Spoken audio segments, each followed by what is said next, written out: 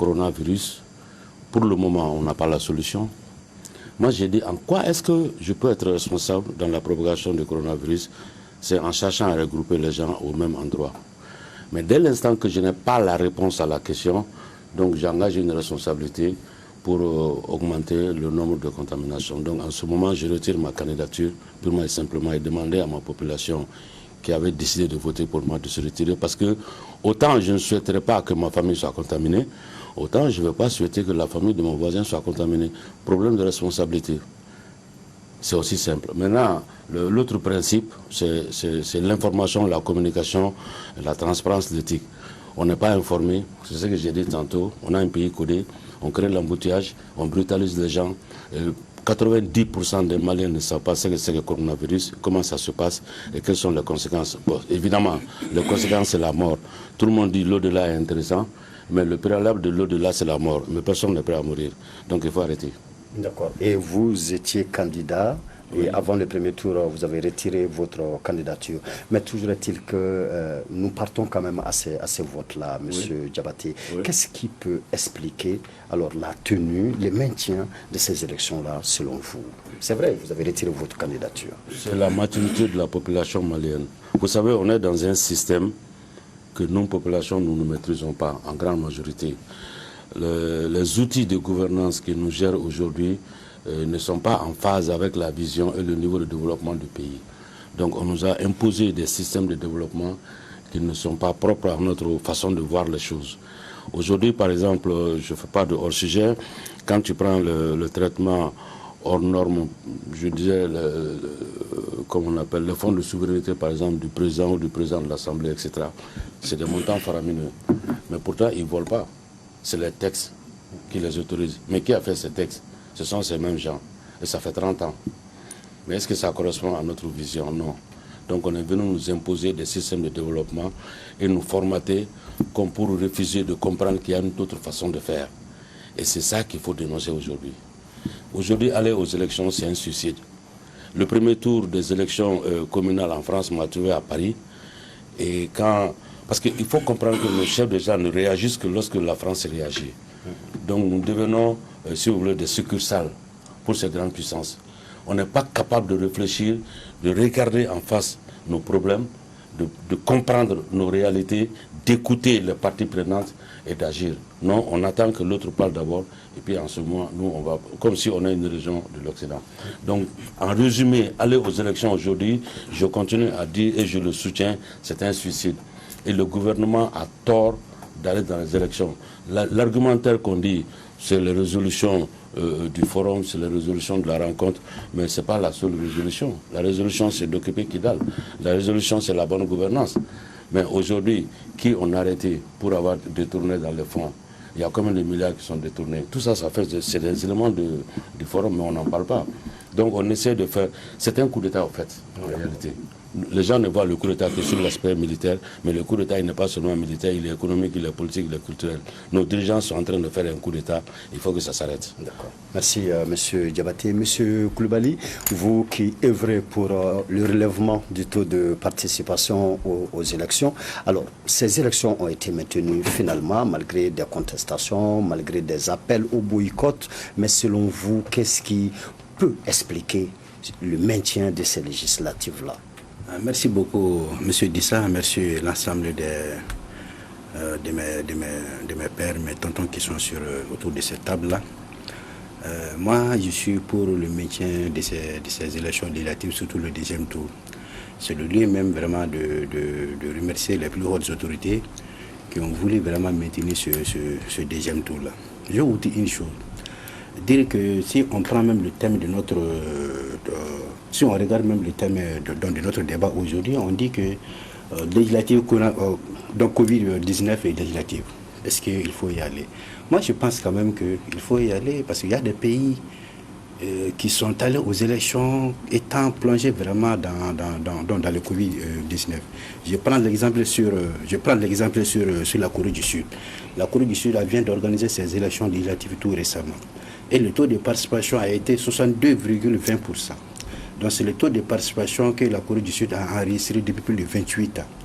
Donc, qu'est-ce que cela veut dire? Cela veut dire que moi, si le pays est dans une crise, si le pays est dans une situation, comment le pays vraiment peut relever cette, donc cette crise-là, dans ces défis-là? Donc, il y a un défi vraiment qui est aujourd'hui devant nous.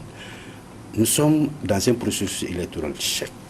Tous ceux qui sont aussi aujourd'hui autour de cette table-là pensent réellement qu'il fallait obligatoirement organiser les élections législatives et avoir des députés légitimes pour enfin parler au nom du peuple. Je vous dis une chose, nous sommes dans une crise sanitaire sans précédent. Nous sommes dans une crise sociale, nous sommes dans une crise sécuritaire. Si la crise politique et institutionnelle vraiment s'ajoute à toutes ces crises aujourd'hui, qu'allons-nous faire? Je pense réellement qu'il faut aller aux élections, avoir des députés légitimes et faire respecter vraiment les mesures barrières qui sont dictées par les autres autorités. Je vous dis une chose, la Guinée-Conakry tout prêt à organiser ces élections législatives et son référendum en pleine crise vraiment de Covid-19. Bon, juste à présent également, je n'ai pas d'écho si la Côte d'Ivoire qui doit organiser ces élections présidentielles dans 6 mois n'en parle pas. Donc la date, le calendrier est maintenu dans ces pays-là. Le Burkina aussi doit organiser ses élections présidentielles également cette année en 2020. Tous ces calendriers vraiment sont maintenus. À notre simple avis, il faut obligatoirement, si le pays est dans une situation de ce genre-là, comment on peut surmonter vraiment ces crises et aller, pour moi quand même, la démocratie doit primer sur le Covid-19. D'accord. Merci, Monsieur Coulibaly. Professeur Dambélé, pour éviter que ne s'ajoute à la crise sanitaire, la crise sécuritaire, une crise institutionnelle. Alors pour M. Coulibaly, c'est mieux de faire ces élections-là. Qu'en pensez-vous? Merci Robert. Vous savez, quand on donne des exemples de la Corée du Sud, je m'attendais à ce qu'il donne l'exemple sur la Bolivie, qui aussi a reporté ses élections. Et la Corée du Sud a maintenu. Donc, et la France a reporté les deuxièmes tours. Si on part dans les exemples, il y aura plus de pays qui ont reporté que de pays qui ont maintenu.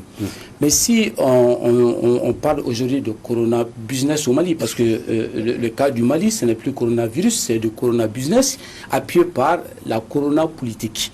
Il faut dire les choses, c'est que c'est un mépris pour le peuple malien. Comment vous pouvez dire qu'on va maintenir l'élection législative dans une pandémie, maintenir l'élection législative face à la mort des Maliens? Prenons juste l'article 1 de la Constitution. Parce que moi, je n'ai pas envie qu'on s'aventure sur la France, sur les États-Unis, etc. Et restons au Mali, parlons du cas du Mali. L'article 1 de la Constitution dit que la vie de chaque Malien est sacrée. La vie humaine, elle est sacrée. L'article 29 de la même Constitution demande à ce que le chef de l'État qui doit protéger les Maliens et qu'il est le garant de la nation. Quand on passe sur les deux principes, on se rend compte que tout simplement, ceux qui disent que coronavirus doit être fait parce qu'il faut une assemblée nationale, alors qu'ils oublient ou il faut exprès de ne pas dire que dans la Constitution, l'IBK peut gérer le pays par ordonnance 1 et deuxièmement, ceux qui parlent de déni, de dialogue national inclusif, c'est du mensonge d'État, tout simplement. Parce que le dialogue national inclusif, s'il avait eu lieu pendant le coronavirus, il serait reporté ou annulé, tout simplement. Et il faut savoir que pour les cas de force majeure, notre ministre de la Santé a déclaré que le Mali n'a aucun moyen logistique, aucun moyen sanitaire, aucun moyen humain, aucun moyen matériel, aucun moyen financier pour faire face au coronavirus. Donc tout simplement, en organisant cette élection, et je l'ai dit très bien, nous on n'est pas contre l'élection, on n'est pas contre les députés, on n'est pas contre l'Assemblée, on dit de reporter le temps de faire face d'unité sacrée face à cette pandémie. Mais il y a toujours des gens qui pensent que le Malien peut mourir parce que la politique vaut mieux que la vie des Maliens, la politique vaut mieux que le respect des Maliens, que la politique vaut mieux que tout dans ces pays, parce que tout a changé dans ces pays, sauf l'homme politique qui pense toujours que nous sommes des bêtes électorales. Nous sommes des bêtes électorales. Mais professeur, est-ce qu'une autre prorogation du mandat des députés sera comprise? Ça sera compris parce que le peuple malien, vous savez, nous sommes certainement 90% d'analphabètes, mais nous ne sommes pas 90% d'idiots, d'ignorants. C'est cette nuance qu'il faut que les hommes politiques, que nos dirigeants d'aujourd'hui doivent savoir, M. Robert dit ça. Ils pensaient que le peuple malien ne comprend pas, est un mépris pour le peuple malien. Nous sommes un peuple de compréhension, nous sommes un peuple de sagesse, nous sommes un peuple d'accompagnement. Et le peuple allait accompagner le chef de l'État, allait accompagner le gouvernement. Si le gouvernement avait eu la chasesse de dire, face à la maladie, face à la mort des Maliens, nous avons opté pour la protection des populations. Et ça serait un message politiquement fort, un message qu'on envoie au peuple malien, on envoie au monde entier pour dire que nous sommes gérés dans une maturité. Aujourd'hui, il faut sortir de l'amateurisme, il faut sortir de l'individualisme et du nombrilisme politique qui détruit le pays et qui fait du Mali la risée du monde entier. D'accord. Merci, professeur Dembélé. Docteur Toumagnon, vous, en tant que spécialiste en santé publique, quel lien voyez-vous entre l'organisation des législatives et la propagation du virus? Écoutez, en venant, je me suis amusé à lire mes vieux bouquins. J'ai lu Max Weber qui parle du savant et du politique. Notre rôle, c'est de conseiller. Notre rôle, c'est d'orienter. Nous ne prenons pas de décisions. Nous sommes tenus de dire la vérité. Dans ce pays, on ne se dit pas assez la vérité. Donc pour moi, il est important de se dire la vérité. Chacun est dans son rôle. Donc la logique de l'homme politique n'est pas égale à la logique du scientifique. Donc dans ce cadre-là, je pense qu'il est important, et avant de rentrer dans le vif du sujet, vraiment de saluer les professionnels de santé. Je collabore beaucoup avec les professionnels de santé parce que j'ai une école de santé publique. De saluer les professionnels de santé, de saluer notre armée. Ils font un travail formidable. Quel est l'état de la situation? Aujourd'hui, dans le monde, ces 10 derniers mois, 47 scrutins ont été reportés. 47 scrutins dans le monde. Il l'a dit. Deuxième chose, nous pouvons, sans comparer, mais regardez un peu le cas de la France. La France a reporté le deuxième tour. Qu'est-ce qui s'est passé? Ils ont évalué. Aujourd'hui, on sait que il y a des colistiers, il y a des assesseurs qui ont été contaminés suite au maintien du premier tour. Donc, les gouvernants ont décidé de reporter. Maintenant, si nous venons dans notre pays, quelle est la situation? Aujourd'hui, à l'heure où je vous parle, il y a 171 cas au Mali. Il y a 13 décès, il y a 34 patients guéris. N'est-ce pas? Quand on regarde un peu, il y a un principe en santé publique qu'on appelle le principe de précaution. Ce principe de précaution nous dit quoi? Dit, mais en fait, face à un risque majeur avéré et en absence de connaissances scientifiques ou de connaissances techniques, il faut prendre des mesures préventives. Aujourd'hui, toute la difficulté pour le gouvernement, c'est la gestion de cette épidémie dans un contexte d'incertitude. D'accord? Donc, la logique de l'homme politique n'est pas seulement basée sur la science, sur les données épidémiologiques. L'homme politique va prendre la logique économique, le coût de l'élection, la logique sociale, le temps social, le consensus social. Il a parlé du dialogue national inclusif. Comme il a dit, quand le contexte change, la solution doit changer. Le contexte a changé. Il faut changer vraiment la solution. Donc pour moi, aujourd'hui au Mali, on a l'impression que les partis politiques regroupent les communautés. C'est-à-dire, quand nous avons l'adhésion des partis politiques, on croit que le peuple malien adhère. Ça, c'est pas vrai. C'est pas vrai. Donc, les partis politiques ont intérêt pour vivre, pour exister, pour éviter ce que je vais appeler ici le déclassement social. Ils sont obligés d'aller aux élections. Mais et pourtant, est-ce que le Malien, l'individu que nous sommes, nous devons sacrifier notre vie, nos familles, pour maintenir des élections? Je ne suis pas sûr, je ne suis pas convaincu que ce soit, n'est-ce pas, la vision et l'orientation des Maliens. Je suis sur une étude, vous le savez, qui essaie d'analyser la santé mondiale, mais la mobilité épidémiologique et dissociation sociale, l'étude s'appelle comme ça. Donc, en réalité, quand nous faisons le sondage, les gens, les élections, ce n'est pas leur priorité. C'est vraiment pas leur priorité. Donc, je pense qu'il faut tenir compte de cela. Il faut avoir une pensée complexe, comme dirait Edgar Morin, de ne pas seulement prendre la démocratie, mais ce n'est pas seulement les élections qui font la démocratie, je suis désolé. Les élections ne sont qu'un aspect d'une démocratie. Donc on ne peut pas s'arrêter aux élections et dire qu'il y a la démocratie. Il y a le contexte, il y a plusieurs éléments qu'il faudra prendre en compte, je pense. Merci, Monsieur Toumagnon. Monsieur Diabaté, oui. Alors, les élections ne suffisent pas à décrire l'état d'une démocratie, oui. Mais est-ce que le Malien lambda s'intéresse même à la chose politique? Juste si vous permettez, avant de répondre à cette question, Je m'en vais vous dire une chose, c'est-à-dire qu'il faut qu'on évite de parler par procuration. Ibeka a été élu, il savait que son mandat est limité. Le mandat de l'Assemblée est limité. Mais pour autant, on a renouvelé le mandat de Ibeka dans des conditions que nous connaissons. Et on n'a pas pu renouveler le mandat des députés. Qu'est-ce qu'on a fait? On a prorogé. Ces députés sont là pour qui? Pour eux-mêmes. Est-ce que c'est ça la volonté? Comme l'a dit l'autre. C'est ça la volonté du peuple? Non. C'est ça la démocratie? Non. Première chose. Deuxième chose, prolongation 6 mois, prolongation 1 an. C'est les hommes politiques, au regard des textes qu'eux ils ont fait depuis 1992, qui les permettent de faire aujourd'hui brutaliser, traumatiser et emprisonner les citoyens lambda maliens. Aujourd'hui, les élections législatives ne sont pas les préoccupations du Malien. Le Malien citoyen lambda, moi je suis homme de terrain, j'ai été un élu communal, je connais les 23 quartiers de ma communauté. Moi je vous dis, il y a 3 villages qui n'avaient pas d'école, il y a 30 ans ils n'ont pas d'école. C'est moi qui ai construit une école pour eux. Pour les donner les enseignants, le maire n'a pas pu les donner les enseignants. Vous pensez que les élections c'est des problèmes pour eux? Évitons la littérature et revenons sur le terrain. Aujourd'hui, les élections ne sont pas une priorité pour le Mali pour des raisons. Premièrement, le contexte ne s'y est pas.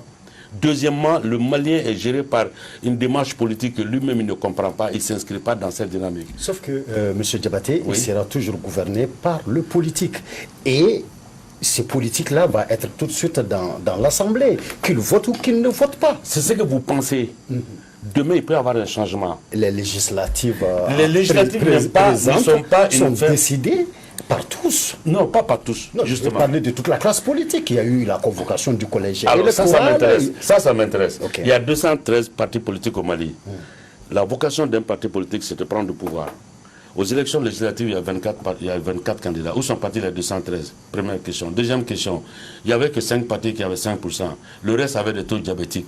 0,1. C'est une réponse de la population. Est-ce que c'est ça les partis politiques, ça? Ils parlent au nom de qui? Moi, je ne le sais pas. J'ai fait une étude avec l'UNICEF pour résumer. Il y a la collectivité, il y a la communauté. Tout ce qu'on a comme système de gouvernance et vétuste ne s'accommode pas avec les besoins de la population de Mali.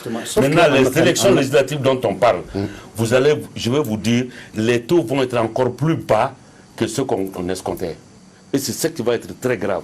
Parce que finalement, on aura des députés coronavirus, en réalité. Oui, mais justement, que faut-il faire en lieu et Qu'est-ce qu'il faut faire? Qu'est-ce qu'il faut faire? On prend les 5 candidats qui ont eu les pourcentages, ou même les 24 candidats qui sont allés aux élections présidentielles, qui sont réellement des partis politiques. On fait une répartition sur la base d'une clé de répartition. On répartit le nombre de députés entre les 24 candidats.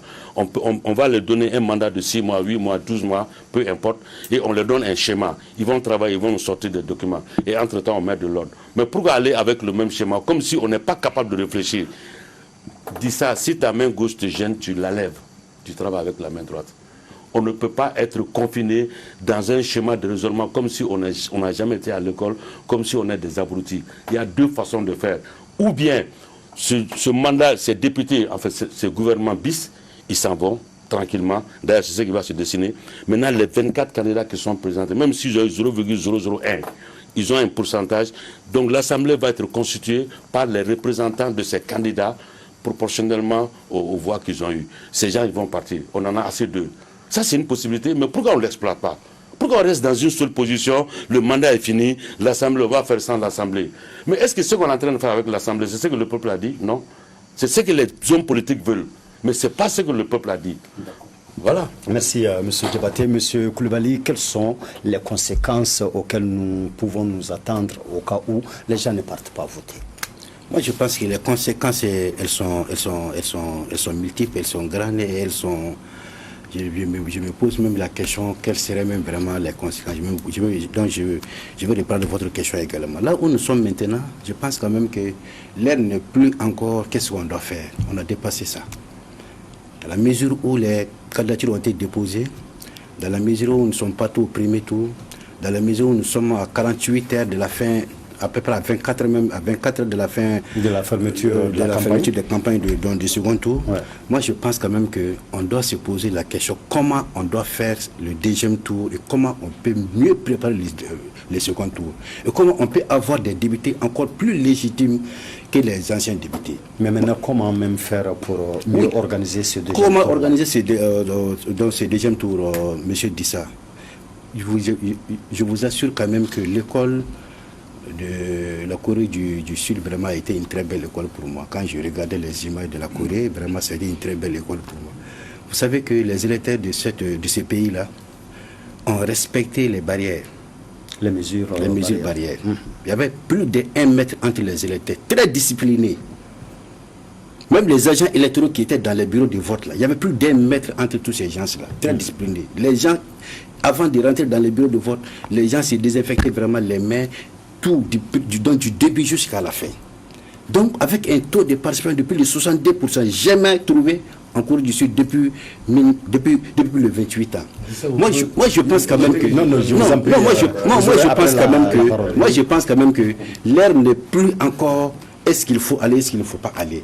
L'ère aujourd'hui, pour moi, comment on peut organiser, mieux organiser, en sécurisant vraiment la population, en sécurisant les électeurs et vraiment en évitant vraiment le maximum de contamination. Je pense quand même qu'il y a... Avant de passer toujours aux conséquences, est-ce que le respect des mesures barrières est chose possible au Mali? Oui, c'est possible, parce que notre organisation AMRTP même a eu un financement avec le PNUD par rapport aux élections législatives là.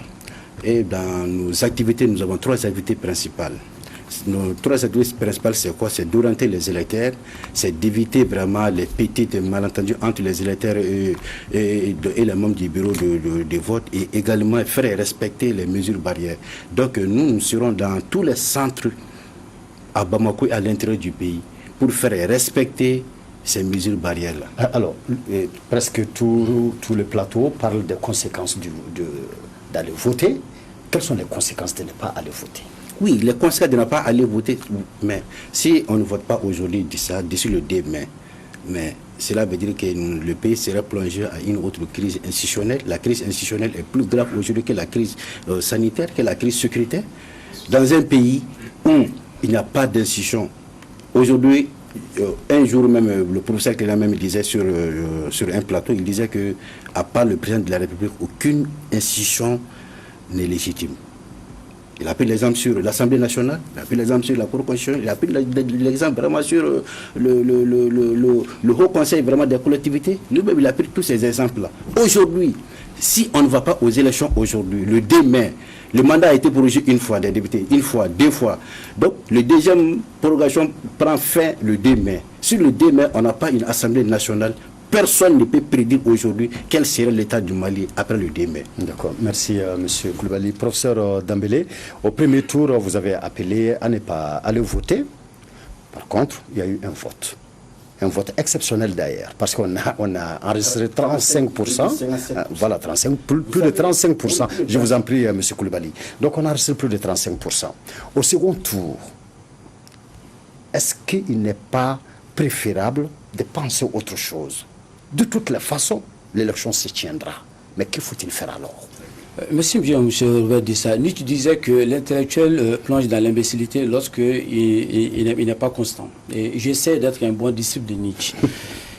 Vous savez, quand le 29 mars, on a déclaré 2 cas au Mali. Il y avait un cas d'une femme à Bamako, un cas à Kaï. On nous a dit, non, on peut aller à l'élection, il n'y a que 2 cas. 14 jours après, M. Robert Dissa, il y a eu 85 cas. Aujourd'hui, nous allons vers 200 cas au Mali. Après l'élection du 19 avril, nous allons avoir la multiplication des chiffres. Et je prends en témoin le peuple malien, l'opinion internationale, que cette élection sera l'une des causes principales de la propagation du virus Covid-19. Pourquoi? Quand M. Coulibaly parle de respect des barrières d'hygiène j'aimerais bien vous dire que évitez de dire ça aux gens de PNUD parce qu'ils vont cesser de vous financer. Si vous êtes financé pour faire respecter les barrières, rien n'a été respecté. Le 29 mars, on était tous sur le terrain. Il n'y avait pas de barrières sentiers, il n'y avait pas d'hygiène, il n'y avait pas de sécurité, il n'y avait même pas assez de policiers. Même ces policiers ne respectaient pas les barrières, ils se touchaient aux gens.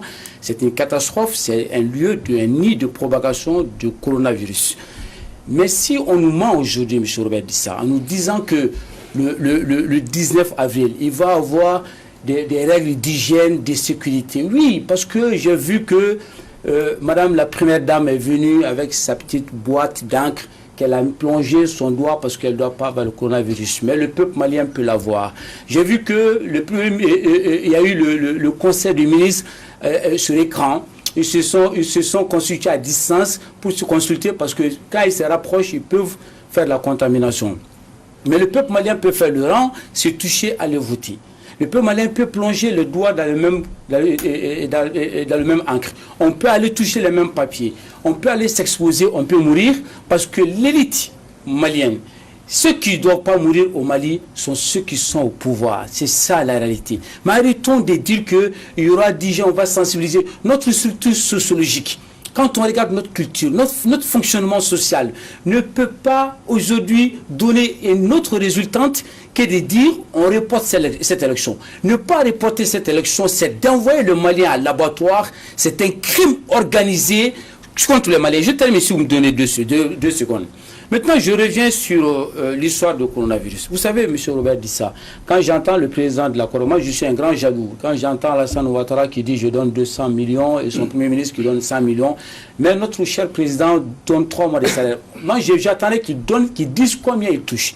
Mais quand j'entends cette insulte de la part des présidents des institutions qui coûtent 6 millions de francs CFA, avec tout ce qu'on leur donne des milliards, ils ne donnent que 6 millions de francs CFA, ça montre à quel niveau les dirigeants sont dans un mépris total, dans une tour d'ivoire. Ils ne sont pas dans le même Mali. Non, mais professeur, est-ce que ça ne peut pas montrer plutôt le fait qu'ils n'ont pas d'argent? Qui n'a pas d'argent? Nos présidents d'institutions. Ah, ils n'ont pas d'argent. Je pose la question. Merci beaucoup. Quand Ibrahim Bouhar, je vais vous démontrer toute l'incohérence dans cette corona business.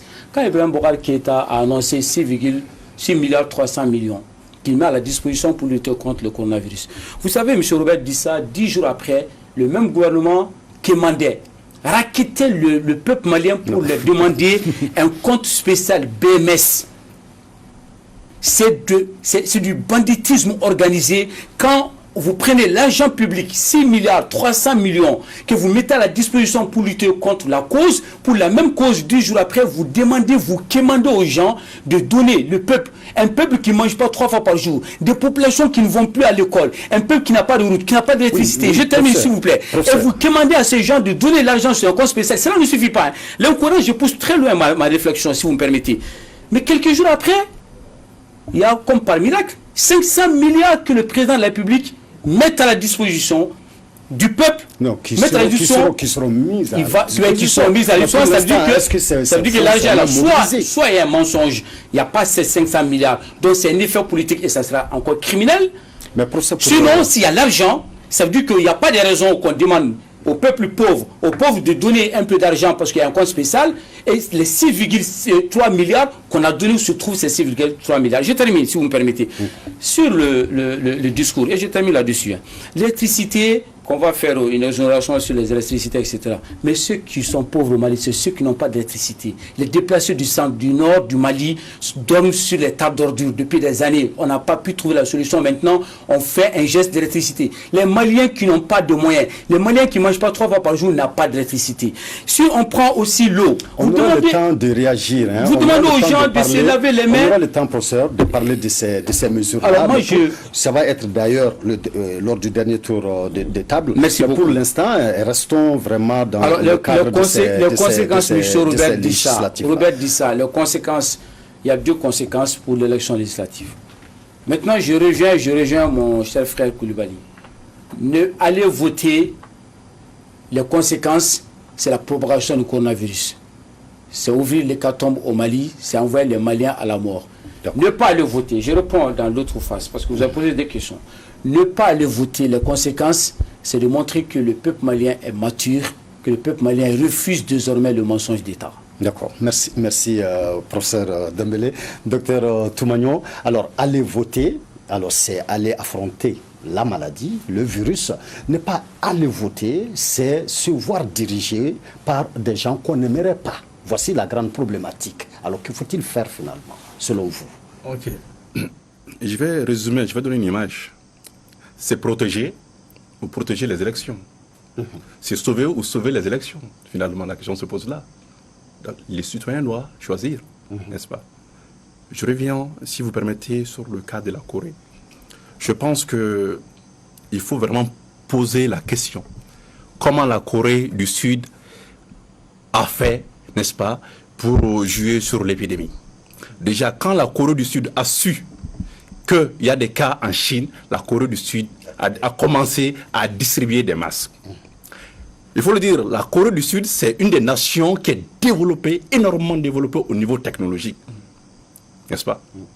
Avec l'intelligence artificielle, la Corée du Sud a les moyens de contrôler son épidémie. D'accord? La Corée du Sud a fait un dépistage de masse. À côté de la France, il n'y a pas match, si on peut le dire comme ça. N'est-ce pas? Parce que la France a laissé faire, a regardé, a pris du retard. La Corée du Sud n'a pas fait cela. Donc si vous partez de ce poste-là et que vous comparez le cas du Mali et le cas de la Corée du Sud, vous avez un sérieux problème de compréhension. Donc il n'y a pas de comparaison. Est-ce que notre pays a les moyens? Moi, je ne connais pas tout, je ne sais pas tout. Il faut aussi avoir l'humilité intellectuelle. Mais est-ce que notre pays peut assurer aujourd'hui que nous disposons des moyens logistiques, que nous pouvons agir sur les pratiques des individus? J'en suis pas sûr. D'accord? Après, je dis, nous conseillons, nous orientons, nous ne sommes pas le décideur. D'accord? Maintenant, les conséquences. Il faut comprendre que cette épidémie, cette crise est une crise systémique, économique, politique, et sur tous ces aspects, social, etc., etc. On parle du taux de participation. Alors, si vous me dites que 3 personnes sur 10 sont parties voter, que c'est excellent, moi, je suis désolé. 3 personnes sur 10, vous dites que c'est excellent? Oui, non. Dans la mesure où, par les passés, on n'atteignait même pas ça. Non, ce n'est pas suffisant. Si la moitié des Maliens n'est pas parti voter, moi, je ne suis pas content. Il faut que le citoyen vote. Donc, notre objectif, c'est que la majorité des Maliens votent dans les meilleures conditions. Dans les meilleures conditions. Qui doit mettre ces conditions? Je pense que c'est l'État, c'est nos gouvernants. Mais le taux de participation, à mon avis, il ne faut pas se glorifier avec, à mon avis. Il y a une partie du peuple malien qui ne vote pas, pour des raisons que vous savez. Crise sécuritaire, crise politique, menace des famines, etc., etc. D'accord? Et professeur Clément a parlé de ces déplacés. Je me suis déplacé, je suis parti voir ces déplacés-là. Je suis sociologue, spécialiste en santé publique. Je suis parti voir. Les gens, il y a d'autres réalités dans ce pays. Ces gens-là, les déplacés, ils ne vont pas voter, ce ne sont pas des Maliens. Les personnes qui sont dans des situations d'insécurité, dans des zones d'insécurité, ce ne sont pas des Maliens. Donc, je pense qu'il faut aussi penser à toutes ces populations précaires.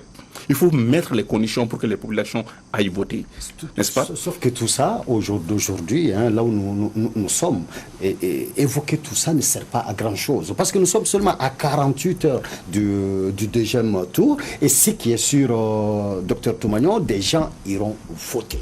Alors, quel est le message, finalement, à l'endroit de ceux-là qui feront le vote? Cher Dissa, si vous dites que c'est trop tard, il ne faut pas qu'on parle, un peu c'est cela. Donc, je ne vois pas l'intérêt de l'émission. L'intérêt de l'émission, moi, je n'ai pas une pensée extrémiste. Je pense qu'en moins de 48 heures, on peut changer les choses. Ça a un coût économique, j'en suis conscient. Ça a un coût politique, je peux comprendre. Mais c'est une question, vous savez, dans 2 mois, 3 mois, 1 an, c'est comme l'histoire du sang contaminé par rapport aux politiques français. On ne saura pas, moi je ne peux pas donner avec certitude, comment on va juger nos gouvernants dans 2 mois, dans 3 mois, dans 1 an. Parce que je ne fais pas de la prospective. Je n'ai pas les éléments pour. Mais on saura si cette décision est une bonne décision ou une mauvaise décision dans les mois à venir. Mais si le maintien de cette élection soit la cause de contaminer un seul Malien, qu'un seul Malien décède à cause de cela, je pense qu'il y a un sérieux problème. Merci. Il y a un sérieux problème. Maintenant, je vais finir par ça rapidement. Je pense que Dissa, aussi, vous voyez, les citoyens, les Maliens que nous sommes, nous regardons la cohérence des décisions. Vous savez, je vous ai dit que moi, je travaille sur la dynamique de l'épidémie et la dynamique politique. C'est-à-dire la dynamique de la décision politique. Comment la décision politique évolue en fonction de l'épidémie. Et ce qui est intéressant, on constate que, en fait, les incohérences. Pour le citoyen lambda, vous demandez pourquoi on ferme les écoles, pourquoi on va voter, mais pourquoi je pense que les gouvernants ont intérêt à communiquer. Vraiment à communiquer. Moi, je n'ai pas d'enjeu. Personnellement, je n'ai pas d'enjeu. Je ne suis pas un homme politique, ça ne m'intéresse pas. Donc, je n'ai pas d'enjeu. Mais en réalité, il faut communiquer, il faut bien communiquer. Il faut que les décisions soient cohérentes pour le peuple. C'est vachement important, à mon avis. Merci, docteur Toumagnon. Je voulais juste intervenir avant ta question. Oui, c'est à vous-même, mais en fait, sauf qu'il ne vous reste à chacun que 3 minutes maintenant. Okay. Donc, votre réaction par rapport aux mesures annoncées par le chef de l'État et votre appel à l'endroit du peuple malien. Je demande à mon frère Coulibaly d'éviter de faire de copier-coller. Vous travaillez avec des institutions comme les Nations Unies. La constitution malienne, restez sur terre, laissez la Corée. Ça ne vous intéresse pas. Voir la constitution du Mali, voir l'article 132 à 139. Le gouvernement a obligation d'assurer la sécurité sanitaire et militaire des citoyens lorsqu'il y a des élections. Les élections ont eu lieu le dimanche. Le samedi dans la nuit, à 20h dans le journal, le secrétaire général du ministère de la Santé est sorti à la télé pour dire qu'ils ont les équipements sanitaires, il ne peut pas les encheminer dans les lieux de vote. Qu'est-ce que vous allez dire par rapport à ça? De deux, on a volé des urnes. On a tué les gens. Je te donne l'information. Je me pose la question si on est sur la même planète. À partir de Gao, c'est la SEMA qui a organisé les élections. Tu le savais? C'est ça les élections? C'est ça la démocratie? C'est la SEMA qui a organisé les élections. Ni MINUSMA, ni le gouvernement, rien du tout. Et vous voulez nous faire comprendre qu'il faut qu'on aille, vaille, que vaille. Ça, c'est juste une parenthèse. La deuxième chose, aujourd'hui, qu'on se le dise clairement, Ibeka, ce qu'il a dit, c'est du faux. Il ne peut pas. Il n'y a aucune disposition budgétaire qui peut le permettre de le faire. Il a été flou. Quand il dit qu'il va donner son salaire, quel salaire il a? Lui, on ne le paye pas, lui, il prend des. C'est ça la différence. Il n'a pas de salaire, il n'y a aucune orthodoxie financière qui gère ce pays-là. La preuve, c'est mon association qui a été la première à interpeller le directeur général de la Banque mondiale au Mali par rapport à l'achat de l'avion. Quel est le Malien qui connaît le coût d'achat de l'avion? Ça, c'est la démocratie aussi. Tu vas me dire que vous allez supporter ça aussi? Faisons attention, nous sommes une nouvelle génération. Évitons d'être formatés négativement. On a été à l'école pour apprendre les choses et les bonnes choses. Et maintenant, votre appel à l'endroit... Notre appel que la population reste chez elle. Moi, je vote pour la santé et la survie de la population plutôt qu'un poste de député. Moi, j'ai mis près de 6 millions, j'ai renoncé. Parce que la vie de l'individu, la personne humaine est la plus précieuse des richesses. Donc c'est la vie de l'individu qui m'intéresse, ce n'est pas le poste de député qui m'intéresse. Je gagne quoi là-bas? C'est peut-être 1 ou 2 millions. Combien de fois j'ai bouffé ça? Donc aujourd'hui, arrêtons, nous sommes de la même génération, soufflons dans la même trompette. Je demande, en tout cas moi, je ne parle plus, je demande aux citoyens maliens de rester chez eux, parce que je n'ai pas la réponse. Au cas où il y a une contamination, je ne peux pas guérir quelques citoyens que ce soit. Et je ne peux protéger personne. Donc chacun n'a qu'à rester chez eux. S'ils veulent leur démocratie, ils n'ont qu'à le faire. Mais leurs jours sont comptés. D'accord. Merci. Merci, M. Diabaté. M. Coulibaly. Et réaction par rapport aux mesures annoncées par le président de la République et votre appel à l'endroit du peuple malien. Bon, les mesures annoncées par le président de la République, et moi, je pense quand même que quand j'ai écouté ce discours-là, pour moi, c'était, je vous dis très honnêtement que c'était la première fois que j'apprécie positivement le discours du président de la République. C'était ma première fois. Je vous avoue quand même que les mesures qu'il a annoncées, s'il arrive à mettre toutes ces mesures-là sur place, je pense très honnêtement que ça serait du bien pour le peuple malien. Y a-t-il des chances qu'il y arrive, selon vous? Oui, parce que il faut qu'on croie à nos gouvernants, il faut qu'on croie à ceux qui nous gouvernent. Moi, je crois fermement à ce que les autorités disent.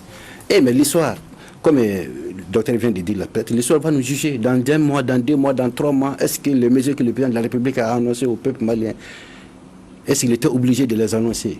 quand il les a annoncés, qu'est-ce qui l'a empêché vraiment de les appliquer?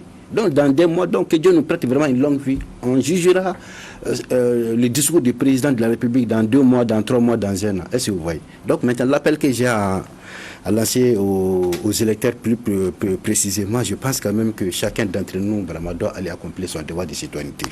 Je vous dis qu'au premier tour, on a enregistré 35,57%.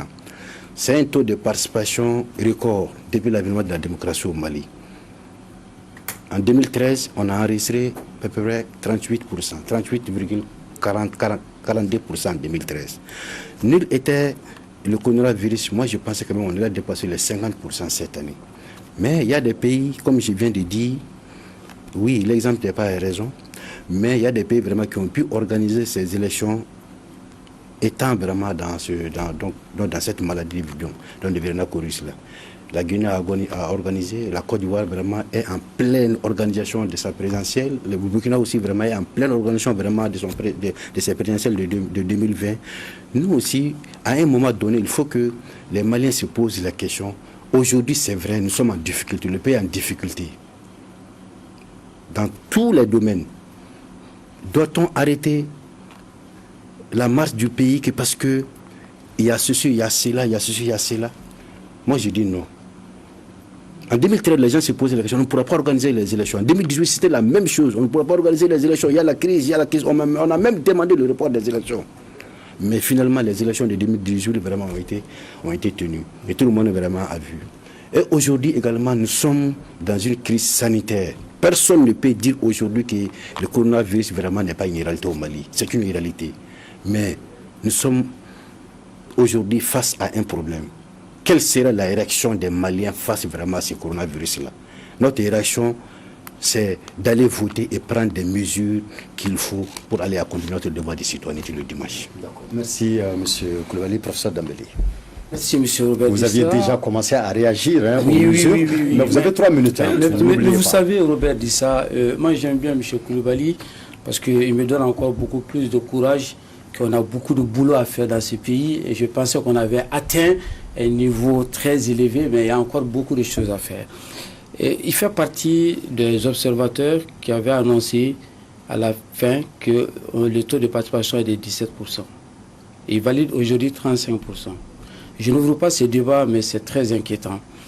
Je ne pense pas que, faisant partie de ce groupe d'observateurs accrédités, très sérieux, et vous avez annoncé 17%, le même jour, et quelques jours, le gouvernement annonce 35%, vous êtes en train, vous êtes à mi-journée, vous avez maintenu ça à 18h, j'écoutais le même, vous n'avez pas changé, vous êtes à 17,73%, exactement.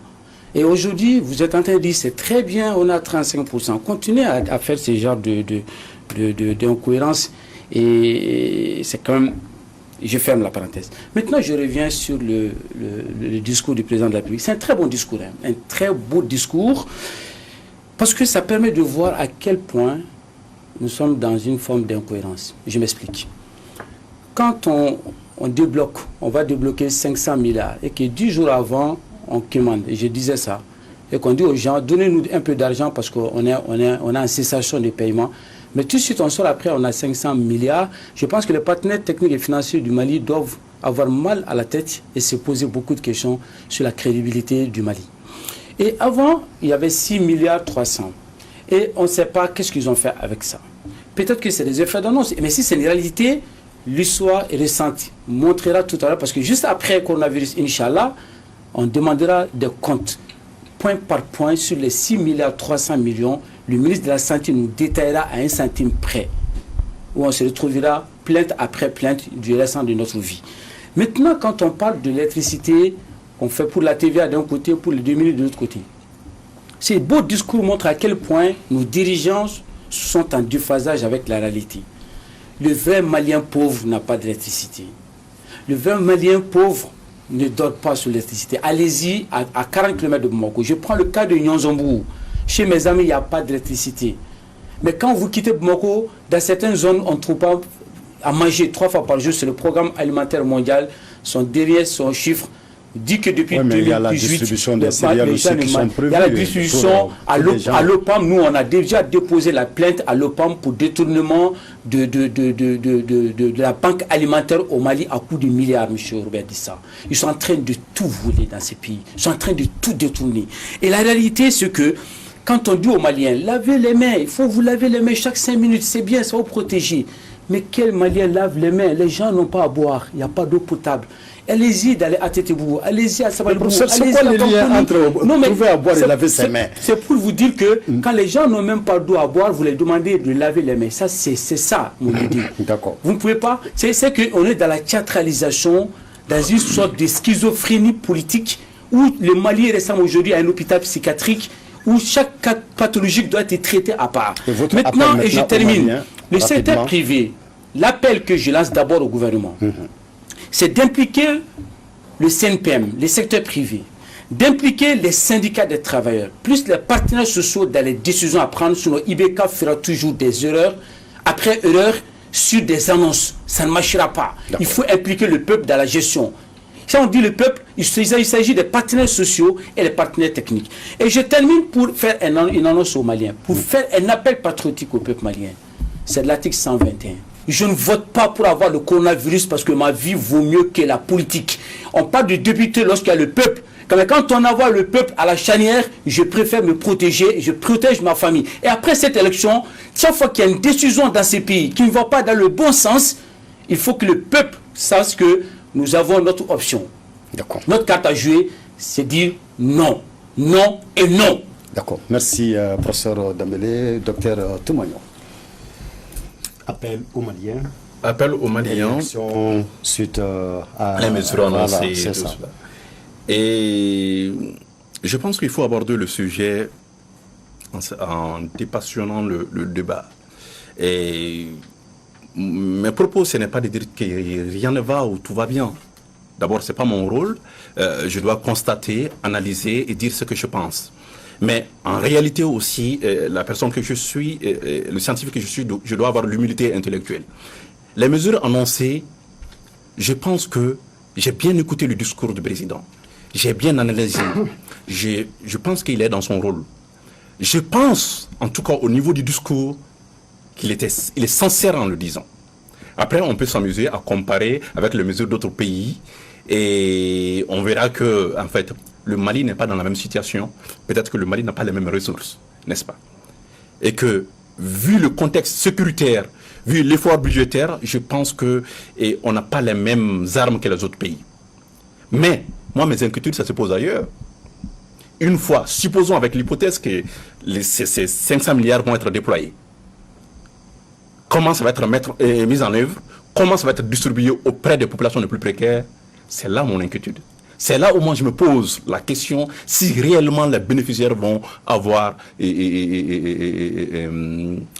choses-là. N'est-ce pas? Donc je pense qu'il faudra travailler au niveau communautaire, au niveau des quartiers, au niveau des villages, sachant que 70% des Maliens vivent dans les zones rurales. Et autre chose, je pense que par rapport au maintien ou pas des élections, vous pensez que c'est déjà fait. Moi, j'en sais rien. Mais il faudra tenir compte dans ces pays de l'expertise instituée et de l'expertise profane, de l'expertise citoyenne.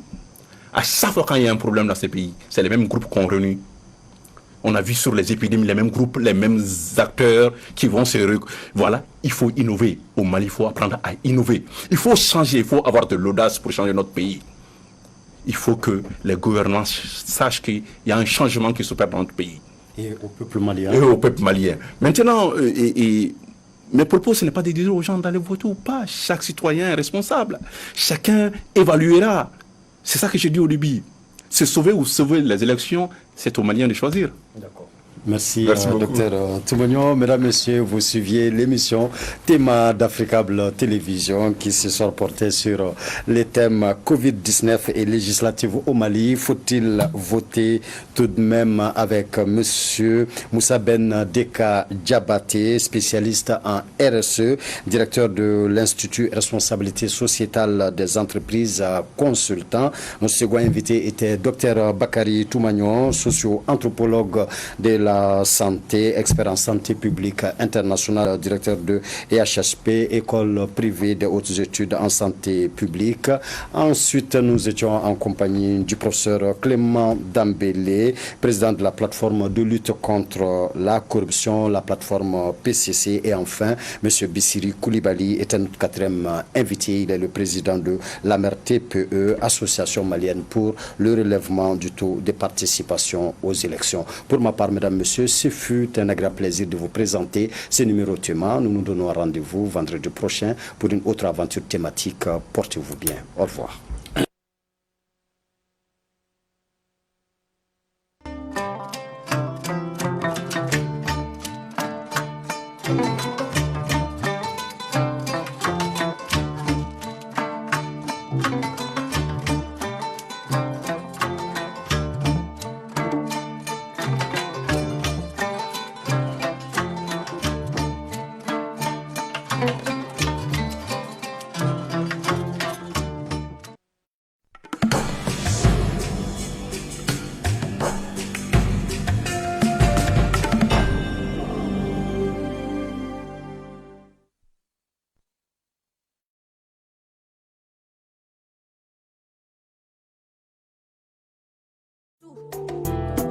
Un homme politique malien, Soumaïla Cissé, a été président de l'UEMOA.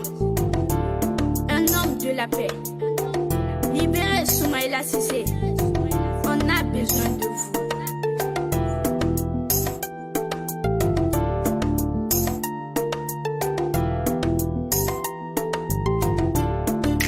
Libérez Soumaïla Cissé. Wafuru Soumaïla.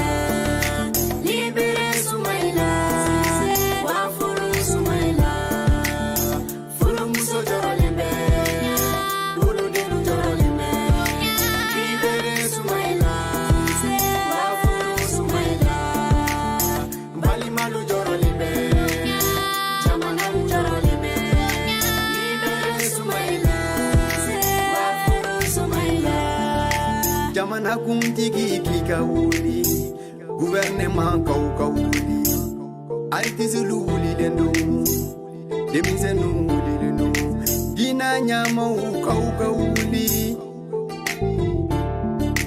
aye wuli, jamana denu aye wuli,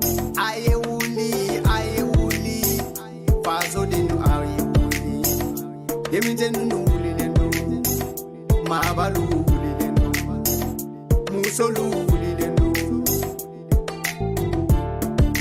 Libérez Soumaïla, libérez Soumaïla, libérez Soumaïla, Wafuru Soumaïla, libérez Soumaïla, Wafuru Soumaïla, Furu Muso Jorolimbe, Ulu Denu Jorolimbe, libérez Soumaïla.